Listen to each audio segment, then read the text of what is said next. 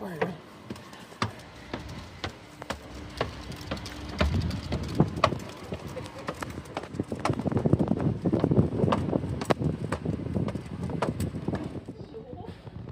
this video, me and Jax head back over to my favourite wee island, Arran, where we walk from Brodick to Lagg, taking in the Arran Costal Way.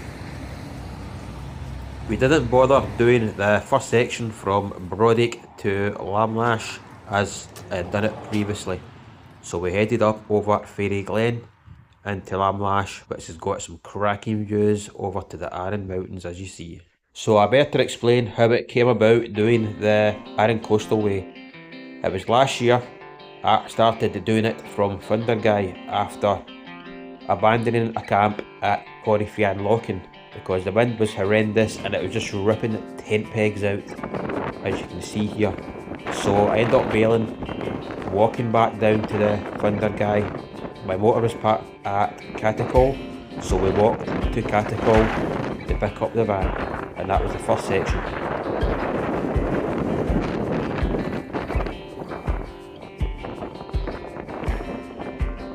We then headed to Loch Ranza and stayed in the campsite that night.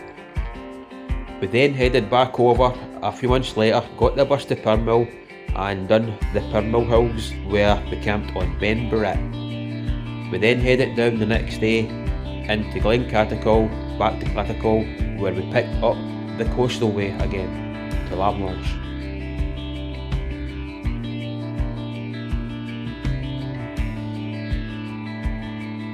We stayed at the campsite again in Loch Ranza that night, and the intention was to go home the next day, but the forecast changed and it looked as if there was going to be another couple of days of good weather, so we decided to carry on and stay an extra night. So we done the Coastal Way back to Brodick, where we camped at Glen Sannox that night.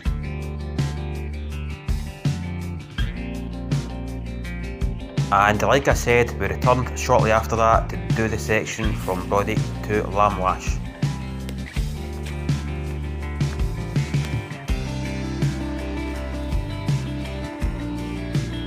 So it was time to head back and start doing it from Lamlash, where the plan was to head to Kildonan for the first night. We were booked into the campsite to stay, and then after that we were going to do it from Kildonan to Lagg, where we were going to get the bus back to Brodick.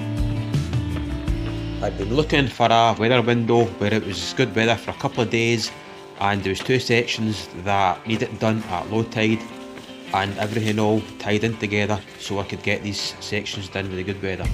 This is the first bit from Lamlash to Whiten Bay, where it's a mixture of boardwalk and kind of seaweed covered rocks with kind of muddy sections, which wasn't actually too bad, but again it's one of these sections that needs in at low tide, so we had it just right at the right time here.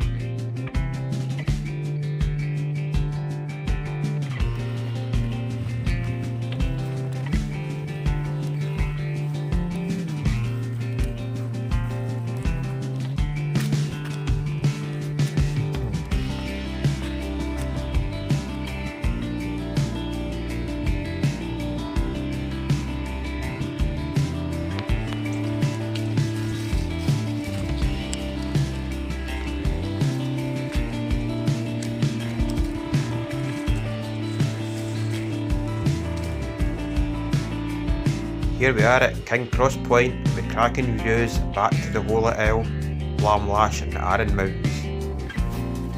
Jax is always up for a play when there's freshly cut grass about.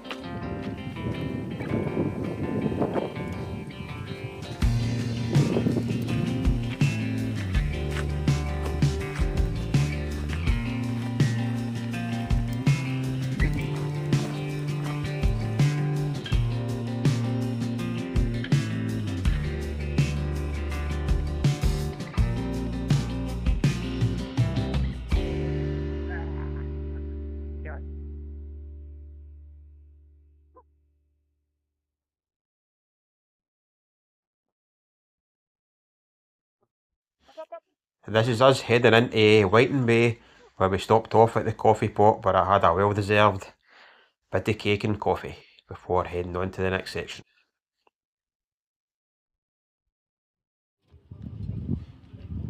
So the next section after Whiten Bay, there's either a choice of a coastal lower route or a higher route. I decided to take the higher route as there's a couple of features I wanted to see. First one here is Glen Ashdale Waterfall, which was the highest one on Arran, and it was pretty nice.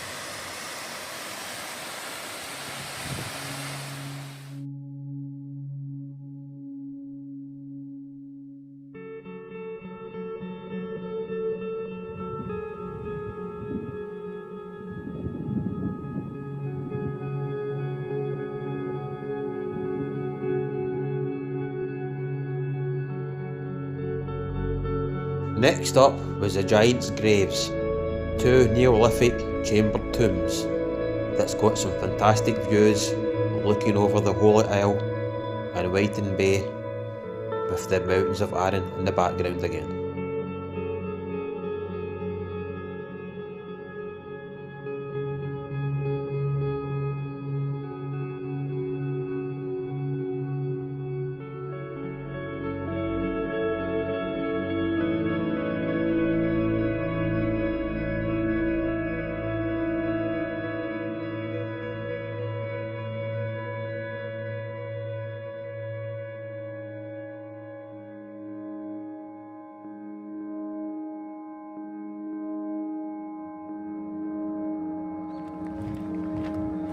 So we came across this little picnic bench and decided to stop for a break before dropping down into Kildonan.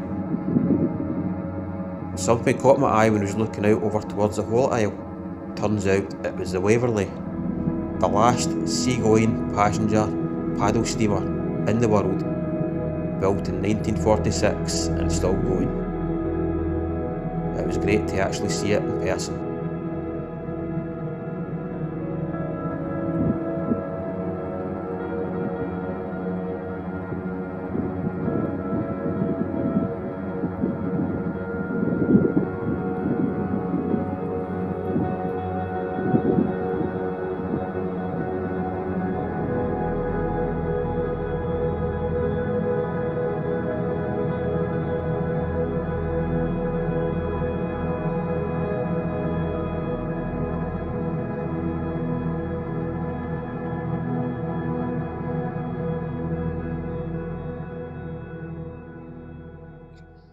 Soon the Earls of Craig and Pladder came into view, so we knew we were getting close to our target, Kildonan campsite. We'd done 17 miles that day and we're both feeling it, probably myself more than Jax.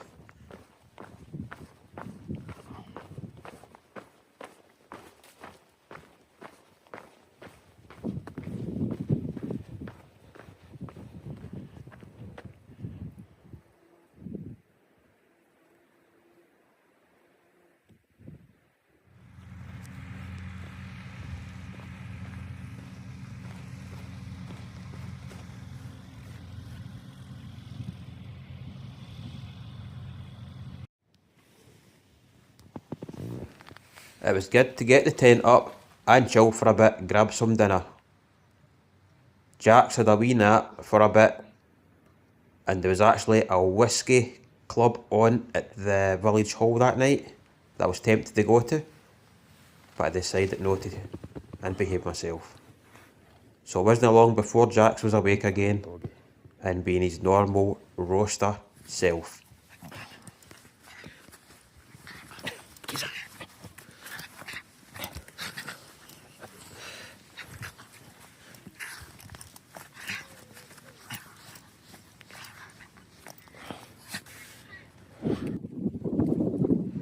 So after we were by playing for a bit, we headed to the Kildonan Hotel where I grabbed a couple of well-deserved pints before we headed back to the tent, and I got the drone. We headed down to the beach and I got some footage.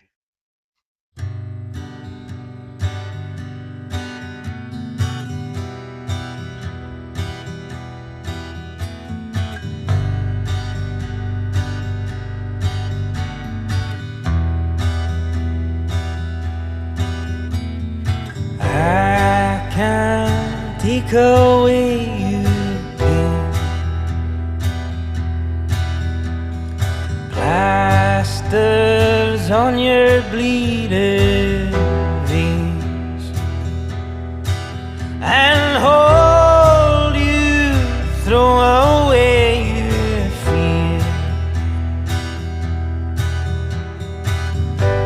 And now I give you tears. So hug all the trees and the birds and the bees, I'll be with you. In their eyes I know it sounds strange, no one goes away. And the riptide flow white pulls me away, I'll sink no swim, hear my voice no more. I leave you on the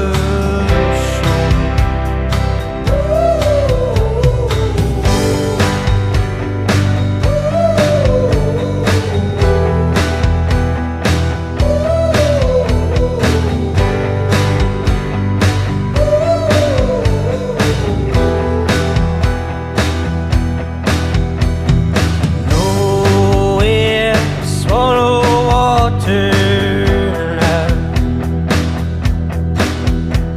I'm sinking deeper now. I watch you and you're going small as you're growing tall. So hug all the trees and the birds and the bees, I'll be with you. In their eyes I know it sounds strange, no one goes away. And the riptide flow away, pulls me away, I'll sink no swim, hear my voice no more, as I leave you on the shore. Leave you on the shore.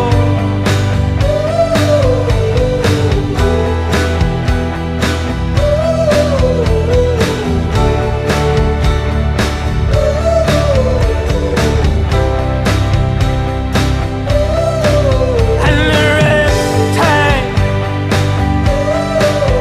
she flows wide as my head. Nice wee border biscuit and a green tea before bed. Yes.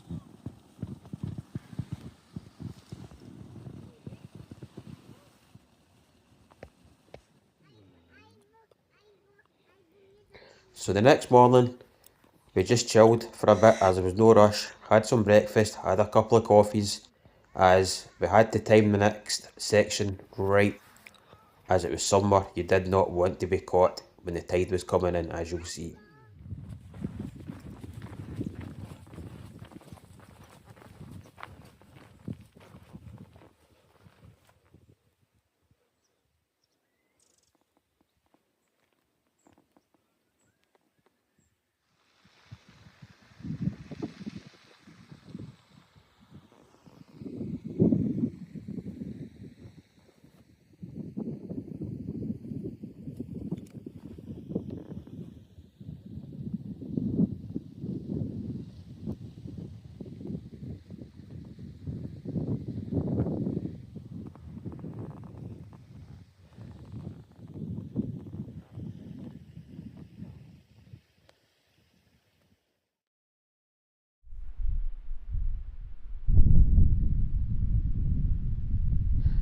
This section had quite a bit of cows, like cattle on it, and a good bit of sheep.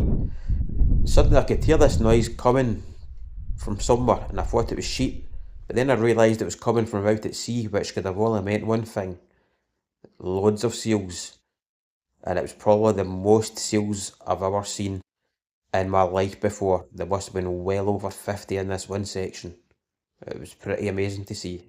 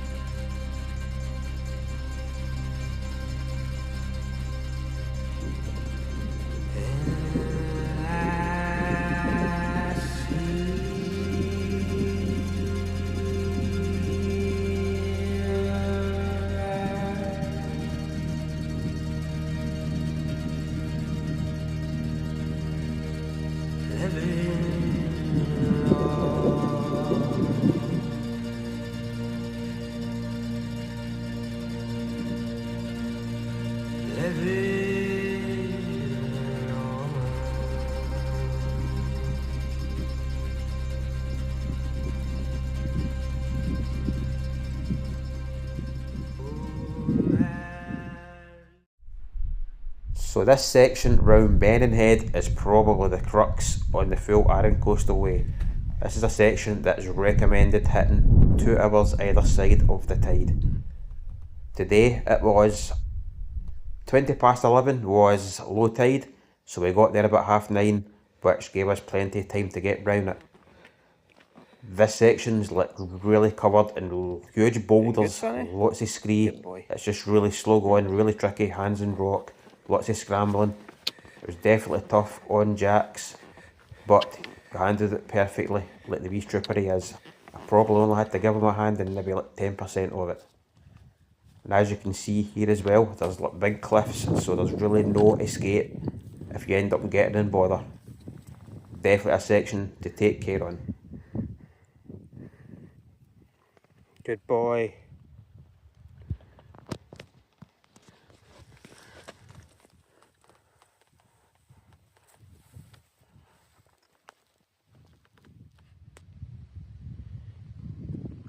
We soon reached Black Cave, a huge impressive cave carved out over millions of years by the sea. After this, there was still a bit of scrambling, but it got a lot easier, and soon we were out of the scrambling section, and I was glad of that. Probably Jack's even more than myself. I didn't do too much filming on the next section, as the phone battery didn't have too much left in it and I wanted to keep it for the way back. I wouldn't really recommend doing that section in summer, as it was like head height grass, and how I never found a tick on me to this day, God knows. I would probably recommend doing that section either early spring, late autumn, when the grass is a bit lower. We were soon on the last beat section, just before getting to Lagg. Jax was definitely enjoying that bit a lot more than the head height grass and the rocky scrambling. It definitely been actually a harder day than the day before, even though it was only 7 miles we'd done the second day, but the terrain was definitely a lot rougher. So that's about it for this trip, but we'll definitely need to get back at some point and get the section done from Lagg to Funderguy. But I'm actually planning on coming full circle and trying to finish off with a camp back at Corrie Fian Lochan to make up for that first time when I had to abandon camp. Thanks for watching, catch you the next time.